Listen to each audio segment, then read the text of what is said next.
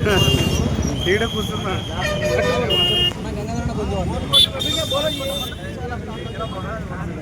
ఓకేనా? నమస్కారం. ఈరోజు కర్నూలులో డ్రైవర్ల సమస్య ఏమంటే, ముఖ్యంగా ఇంతకుముందు ఒక రాగా బతికేవాళ్ళం, ఇప్పుడు ప్రస్తుతం డ్రైవర్ల బతుకులు చిన్న భిన్నం అయిపోయినాయి. ఎందువల్ల అంటే ఇతర రాష్ట్రాల నుంచి అయితేనేమి, ఇతర జిల్లాల నుంచి అయితేనేమి, ఇక్కడ కర్నూలు టౌన్లో ఓనర్లు ట్యాక్స్, గ్రీన్ ట్యాక్స్ కట్టుకోలేక ఆర్థికంగా చాలా వరకు ఇబ్బంది పడే పరిస్థితి అయిపోయింది.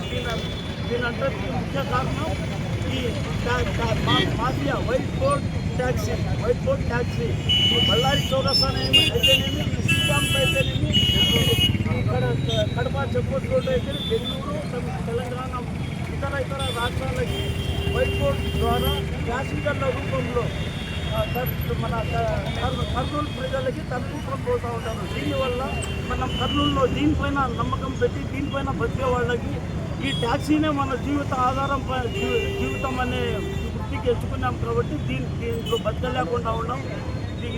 చాలాసార్లు మొర పెట్టుకున్నాం. ఈ సమస్యలు మనం వినిపించుకుంటే మహాప్రభు అని చెప్తే మన సౌత్ ఇండియా ప్రెసిడెంట్ అన్వర్ బాషా అన్న గారి డ్రైవర్ అసోసియేషన్ ప్రెసిడెంట్ మరి కౌంటర్ ఆయనకి స్టేషన్లో పెట్టడం జరిగింది. ఈ కేసు పెట్టి బుక్ చేసినారు.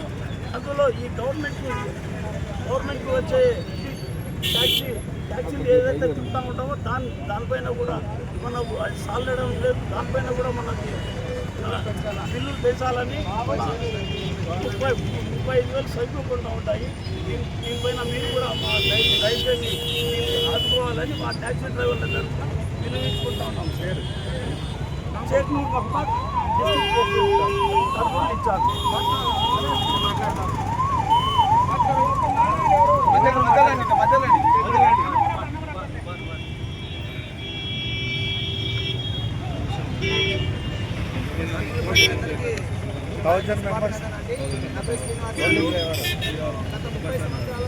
అది మరి సంబంధం taxi yellow board white board వాళ్ళు ఓన్ బోర్డు ట్యాక్సీలు తిప్పడం, అలా కాకుండా ఆటోల నుంచి వెహికల్స్ తిప్పడం, సెల్ఫ్ డ్రైవ్స్ పెట్టడం, లాభాల లాంటి అనేక ప్రైవేట్ కంపెనీల మన యొక్క ధనాన్ని దోచుకొని పోతున్నాయి. దీనివల్ల ఇక్కడ ఉన్నటువంటి డ్రైవర్ ఓనర్లకు, ట్రావెల్స్ ఓనర్లకు చాలా నష్టం జరుగుతుంది. దీని మీద తక్షణమే చర్య తీసుకొని కలెక్టర్ గారికి, ఆర్టీఓ గారికి, అలాగే ఆర్టీసీ డిపార్ట్మెంట్ గారికి చాలా వరకు మేము విన్నపించాము. దీని మీద ఎవరైతే